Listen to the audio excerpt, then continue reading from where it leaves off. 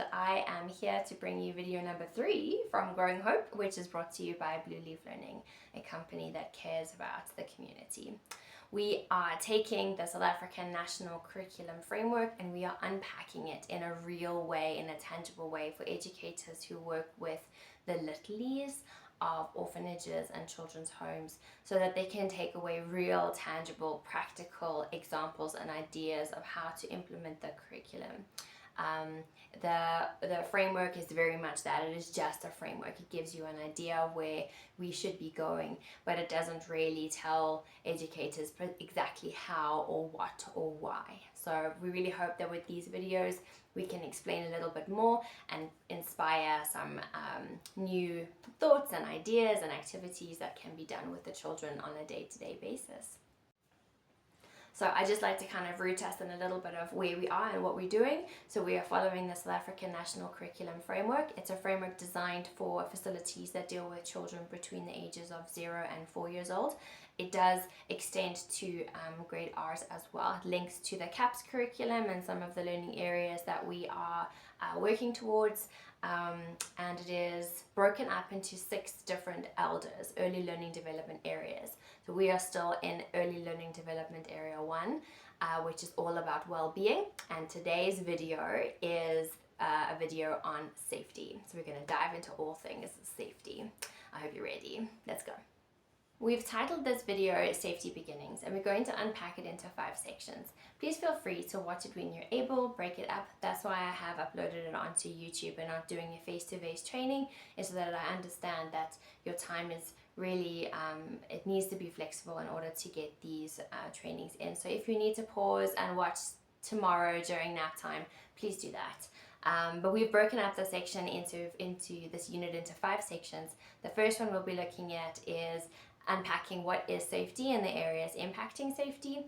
Then we're going to look at what the framework identifies as the children's outcome, so what we expect the children to be able to do within this unit.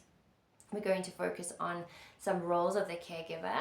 There is a lot of focus on language in this unit, so that's going to be quite interesting for us to just consider the words that we use and how we use them. Also, we are going to look at what to teach and how to teach. So this always comes with the practical implementation of these videos. Once again, I'm very cost conscious, so it's not going to be elaborate, expensive things that need to be implemented. It's usually things that we can quite easily make if you're creative, or you can just create on the go as you are using the things that are around you. So, right, let's get going. So what is safety? Safety and security of a child is basically keeping them from harm. It's important to know that we need to focus not only on the physical protection from harm, but also on emotional well-being. This is particularly with the children that we are dealing with, who are from children's homes and orphanages, have already had large emotional impacts in their lives. So their emotional well-being must be of top priority for us. I'd like to just quickly break down the difference between security and safety. So safety is protecting the child from immediate harm, accidents, or incidents. So we are looking after their immediate protection right now, what's happening right now. That is a child's safety.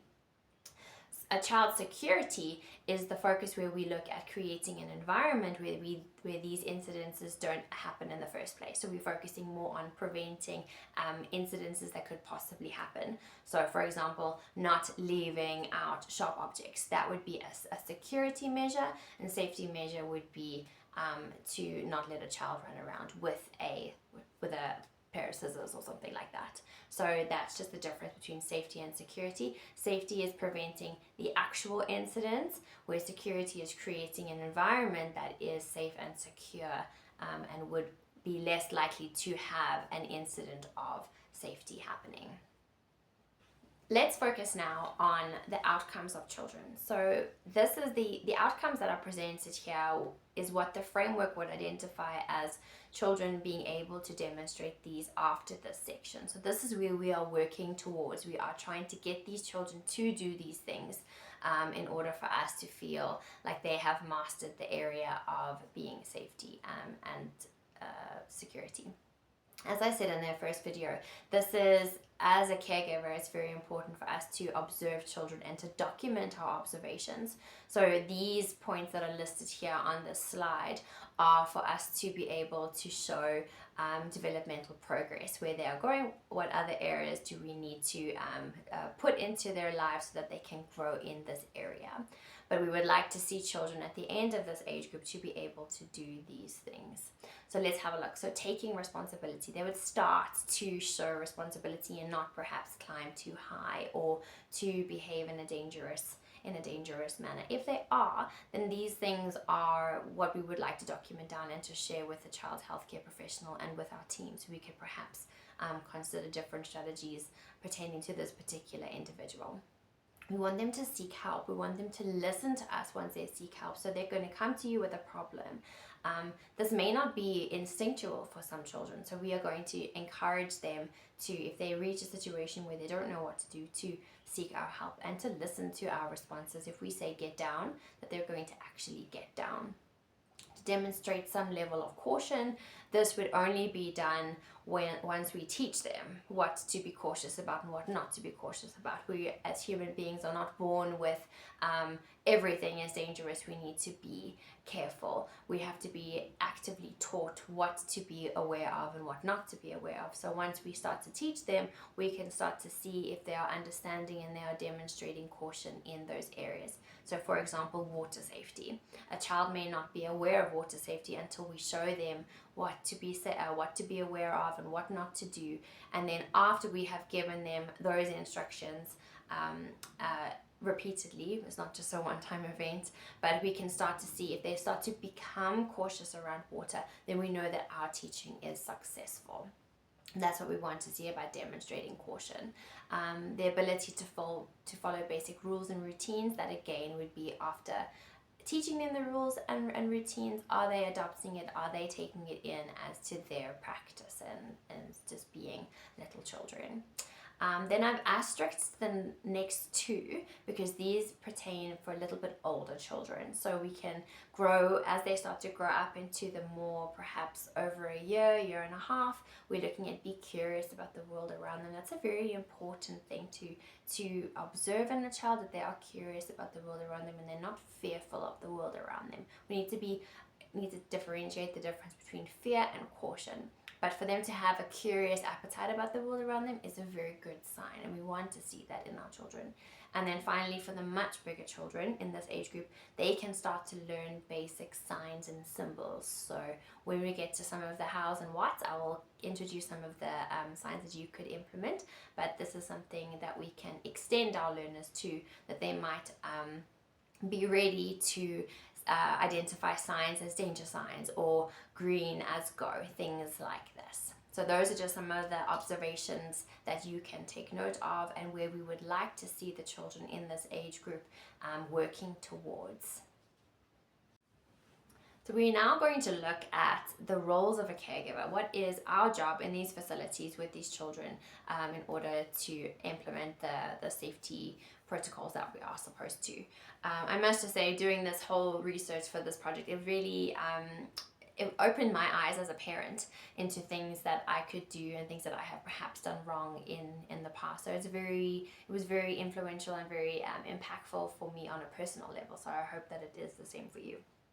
So firstly, we're going to look at the security section that we spoke in right in the beginning, creating that safe environment, creating a space where the children are going to be less likely to have an incident happen. So the saying prevention is better than cure has never been more appropriate than right now. So that is number one, caregiver's role is to make sure that the environment that these children in is a safe environment, which means we have to have our danger glasses on. We need to be able to see what could possibly go wrong here, what could possibly be dangerous.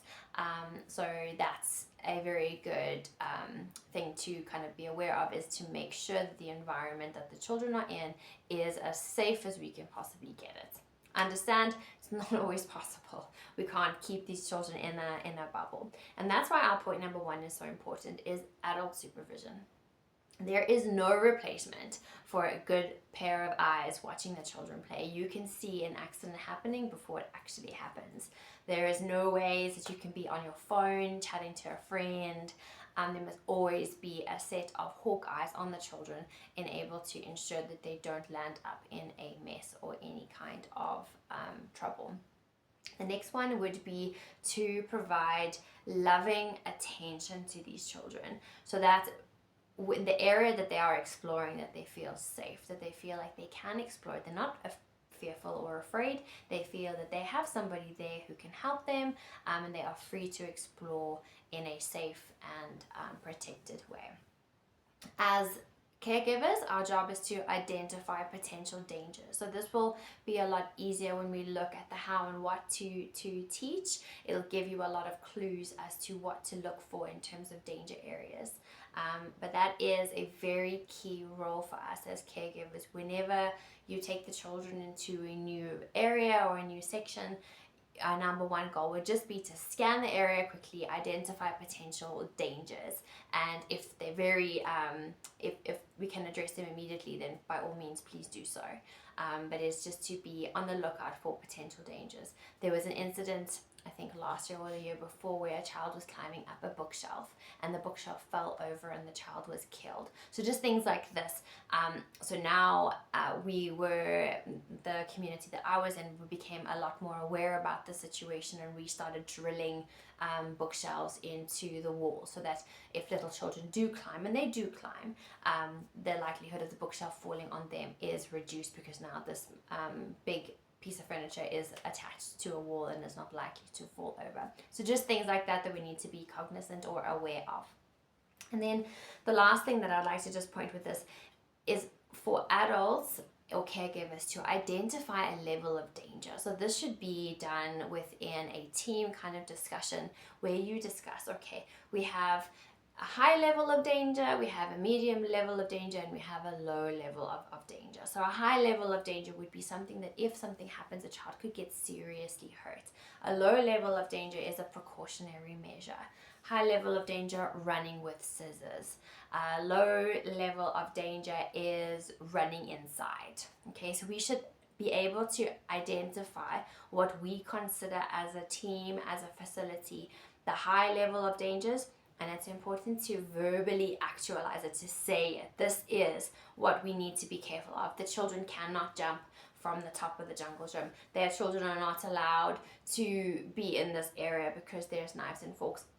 Things like that. So just identify high levels of danger and also lower levels of danger. This will impact the language that we use when the children are in these kind of situations. I'd like to just dive a little deep into this world of language. So I watched a very interesting information around done by 3 speech therapists who were dealing with the topic of safety. It was very informative even for me in my own personal life. But the main key takeaway that I took from this session was the words that we use can almost be used in a way that is against us. So when we say, for example, I've written here, desensitize the word no. So if you are saying, no, don't color with, no, why did you color with a green pencil? I said color with a red pencil. Or no, get down from there, it's dangerous. Or no, don't put those shoes on, put that on. The child kind of doesn't understand the impactful meaning of no. So a key takeaway, and something that I really hope you would discuss with your team and your entire facility, is to choose a word that is going to be your safety word, a word that is not used very often, it's not used in casual conversation regularly, so that when it is used, it is impactful, it's powerful. If you are only using the word no for very high level danger situations, then the child is most likely going to stop when they hear it. If they're hearing the word all day long in every situation, then here they enter into a dangerous situation, and you screaming and shouting the word no, they're not going to respond as well as they would if it was only used for dangerous situations. So that's why I've written there, desensitize the word no, because no or stop or halt whichever word you choose to implement in your facility should be the safety word. When I hear, the child must think, when I hear my teacher say this word, I need to freeze. That's what I need to do. And they'll only be able to get to that level once, if they don't hear it all the time. So that was a really positive takeaway for me and really impactful, and something that can be implemented very easily across a facility in order to keep our children safe. Then we're going to focus on number 2, which is positive instructions. So when you start saying large sentences and lots of instructions, children don't process it like adults do. So we don't hear that, the children don't hear all the words that we are saying. When we're saying, don't climb on the chair because it's gonna fall over, they're hearing, chair, fall over, cool, maybe that's fun, right? So they don't hear what we're saying. So we're going to say, chairs are for sitting. Chairs are for sitting. When we frame it in a positive way and we use short statements, the children are most likely to respond to that in a more positive behavioral response, as opposed to not listening to us at all. So in terms of what we're saying to the children, we are going to say short, positive commands. Walking inside. Instead of don't run, it's slippery. That's too many words, it's too long, it's negative. The child is not going to process the information via their ears in the same way as we are trying to say it. So walk nicely. Hold my hand. Chairs are for sitting. Tables are only for glasses. Things like that. Water means we have to go slow. Positive things. Try and stay away from the word don't. And negative ways to frame it. That also leads with my less is more. Short, impactful comments, especially with safety. We have to say, stop. Kid's gonna stop. They don't know what they're stopping, they're just gonna stop. Walk.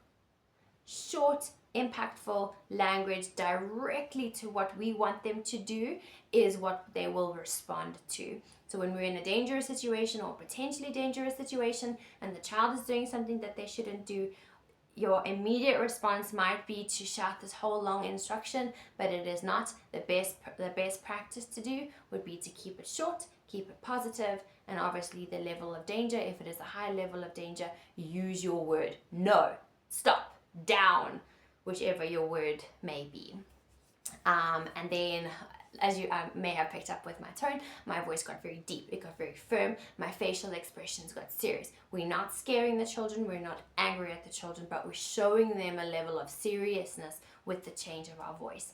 This would also go as we can't have a serious face when they're coloring with the green pencil when we said take the yellow pencil. We need to be very, very careful of our tone of voice, our facial expressions.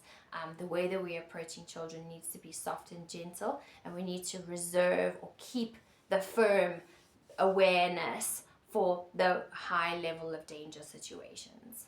So that was quite a lot of information. Let me just break that down. Desensitize the word no. Don't use the word no so much. Positive instructions over negative instructions. Keep it short. When it comes to safety, we want short, impactful, boom, boom, boom. The child will know what to do.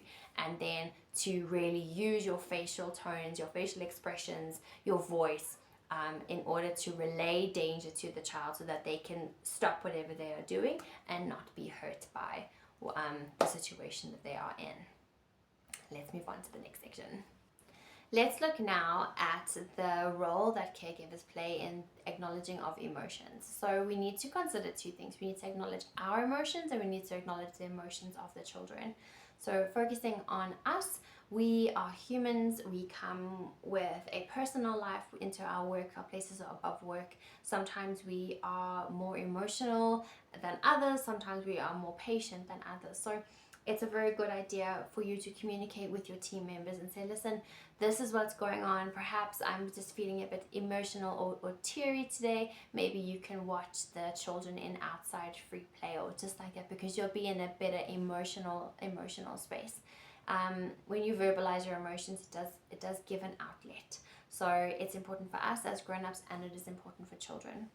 We need to empower the children to do the same, to be able to tell you about how they're feeling, whether they made a mistake, whether they're just having a bad day or an off day. We need to create environments where they're able to communicate with us and tell us how we're feeling, and for us to make accommodations to them in that respect. There are many days where we hope for people to treat us with mercy and with kindness.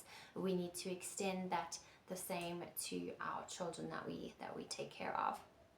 And we must be a very good listener and observer. Children's behavior is just a form of communication. So if they are behaving in a way that is not acceptable or something is off, they are probably and most likely communicating an unmet need. So as the adults and the caregivers in the situation, it is our role to observe that child, to listen to what they're trying to say, and to try and help them through whatever they are going through. And then finally, explain yourself. So perhaps there is an incident that happens where a child gets hurt, maybe just a mild incident like a breaking of glass or something. It's very good to sit with the child afterwards and explain to them what happened. Be like, I ran and I grabbed you and I picked you up and I shouted at the rest of the kids to stop and not move because I didn't want them to cut their shoes. But then to sit with that child and be like, I did this because I was afraid of your safety. I didn't want your friends to get hurt. I picked you up quickly because I needed to get you away from the broken glass. So just by walking them through any incidents that do happen, it just creates a safe space. It creates a nurturing environment where they feel that they are being cared for, and the people around them are there to protect them. So it also just gives a little bit of clarity for them as to what happened, and to give them words to express how they're feeling or the situation itself. I hope that the caregiver's role has enlightened you and given you some ideas to really reflect on. I encourage you to take some time to perhaps even rewatch this section and to make some notes, and to really try and implement these practices into your day-to-day dealings with the children. Now we're going to focus on how to teach safety. So these are some practical tips that we can take away on how to teach children's safety, and just some suggestions that you could try and implement, and resources that you can try and create. So the first thing for how to teach safety is we need to teach them what is safe and what is unsafe. Like I have mentioned, they do not know necessarily the difference between what is safe and what is not safe. So it is very important for you to teach the consequences of behaviors, to use what we said in the previous video, to use short commands, use positive words, positive phrases. They don't understand they don't understand don'ts and shouldn'ts and wouldn'ts. So we use positive framing of rules. We keep the rules very consistent. We do them repeatedly. Children do not learn on a once-off kind of basis. They need lots of repeating and lots of repetitive. It's important to make sure that we are not instilling fear, we are instilling caution. So when we are showing a child, we're teaching them about a potential danger. You're not going to say dangerous things where they're going to feel afraid, but you're going to show them, if this happens, you could get hurt, and I don't want you to get hurt because it's going to be sore, it's going to make me feel bad, it's going to make you feel bad, and everyone's going to feel really sad.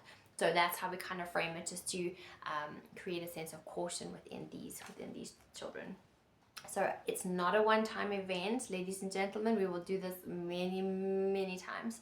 So we need to have a high level of patience. We need to remember to use kind words. We need to remember to keep it short and sweet, but that to have consistent routine. So if we do this on Monday, we're going to do it on Tuesday and Wednesday and Thursday and Friday and Saturday and Sunday. We have to keep it consistent, and you have to keep it really patient and calm, and the routines must be consistent. A very good idea for us is to have different sets of rules for indoors and outdoors.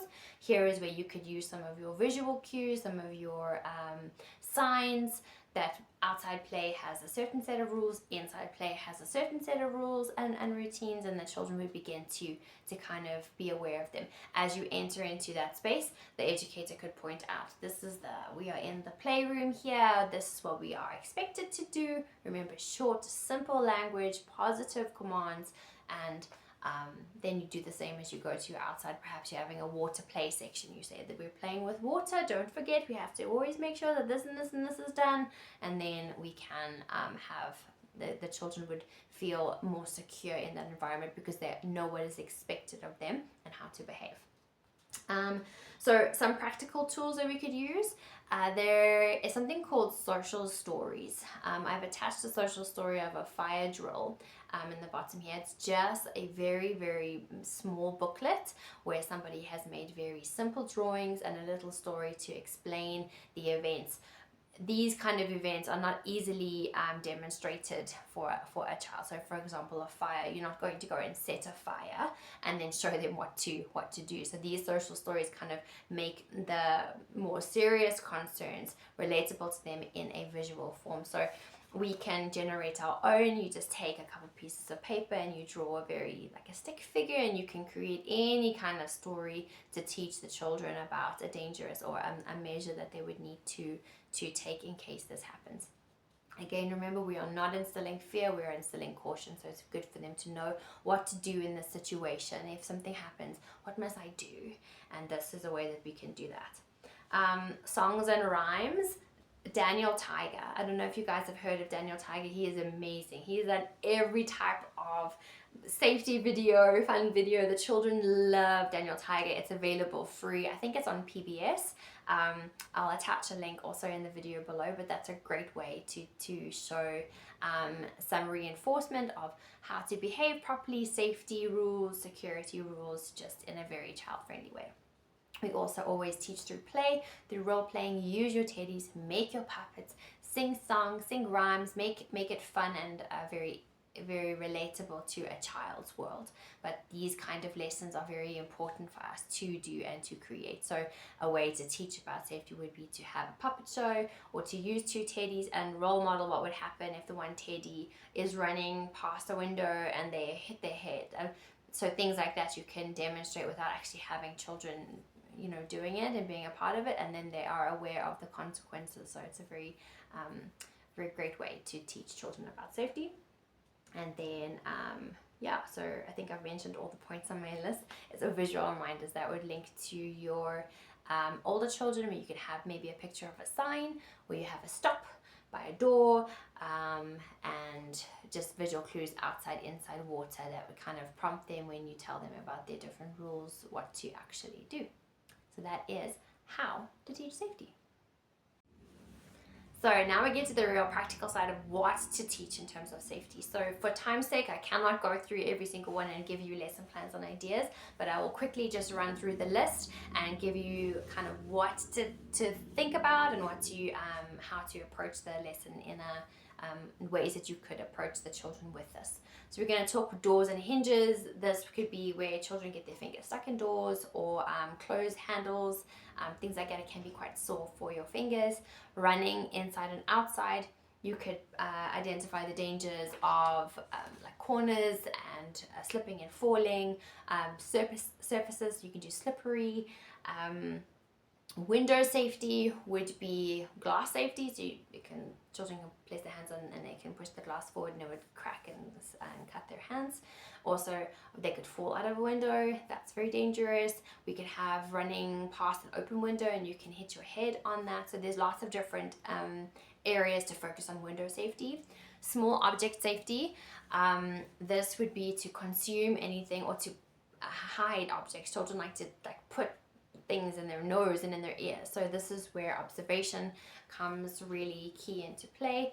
We want to make sure that there's no small objects around, but we know children, they get into places that we don't expect them to get into, and we need to just be very mindful of this.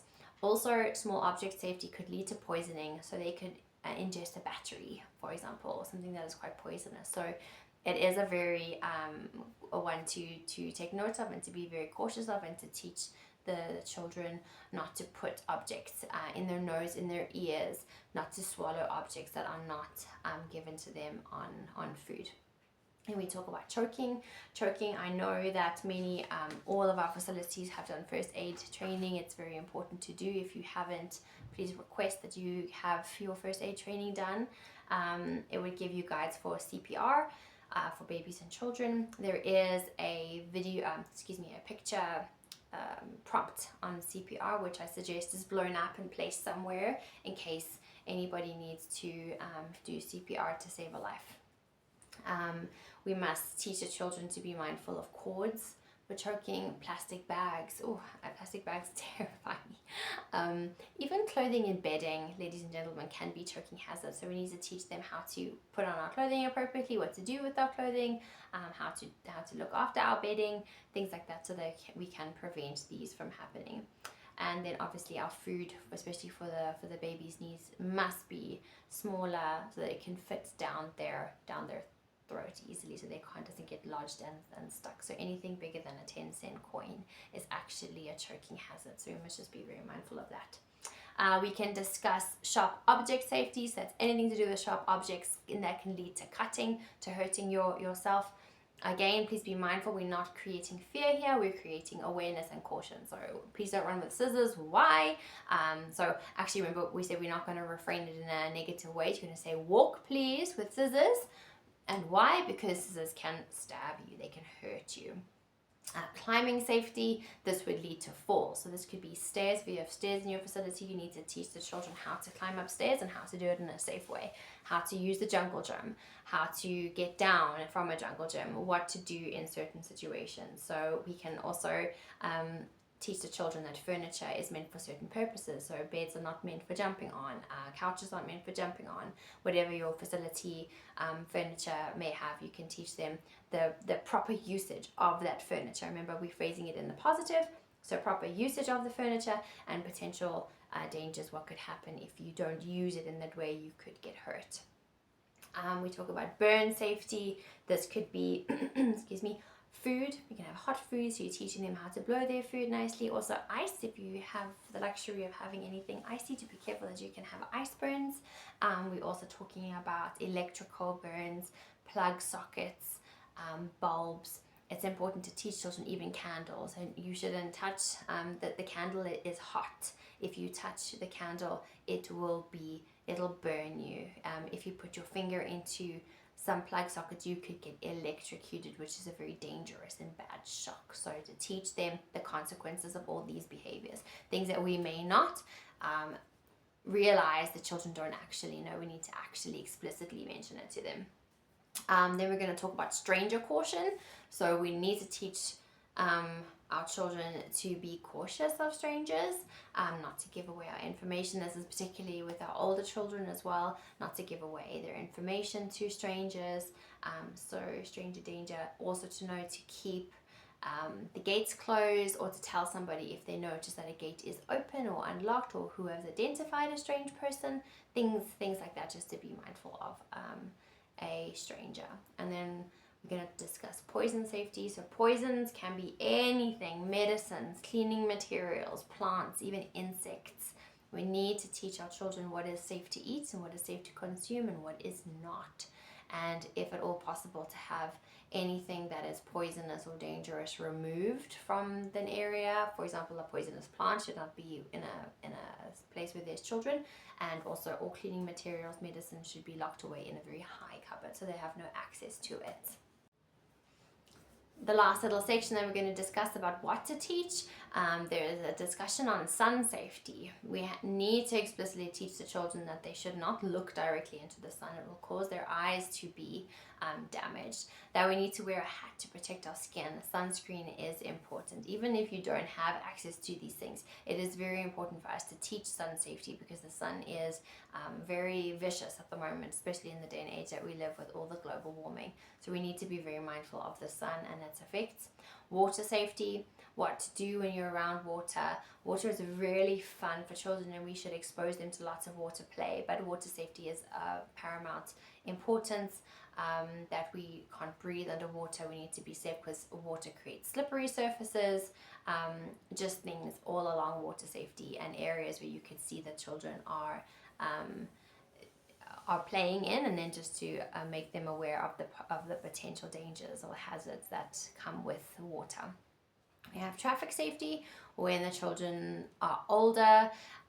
It's good just to tell them when we're on the side of the road, we hold somebody's hand, we always look left, right, and left again. These are fun kind of role play lessons, especially as the children get much older. We could have lots of fun with our teddies, but teaching road safety is very important for our health.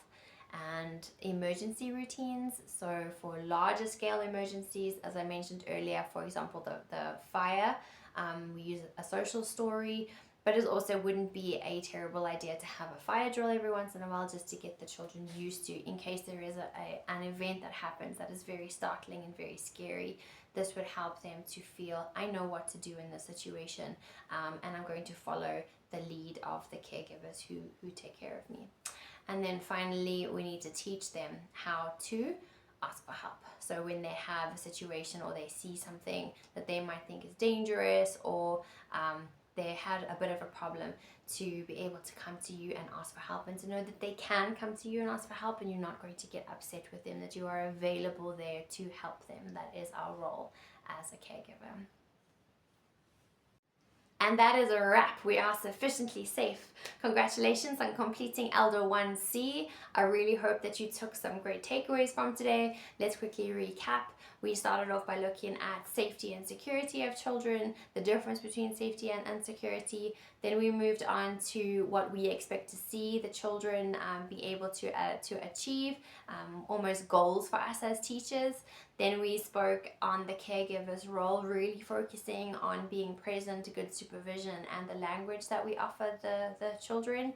We spoke about ways to teach, how to teach safety, and then probably the most important area is what to teach. So this was just a complete dump of ideas on how you can implement safety lessons and just information to the children.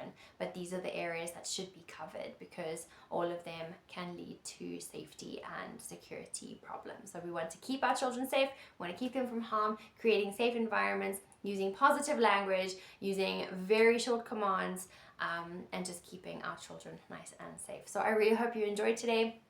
Please, as an action point, a reflection, I challenge you to make a visual poster for a routine that you would have in an area. So for perhaps any kind of rule that you would choose, that you would make a visual poster or a visual reminder of the routine that you could have in your facility. So thank you so much. Please like and subscribe. Please share with anybody who you know is working with the same age group, or who might find this video very useful. We are blessed to be here and to support you. Please send a comment for any unsure questions, or any questions or suggestions that you would like. I would be really happy to help. And I hope you all have a really blessed day further. Until next time. Thank you. Bye bye.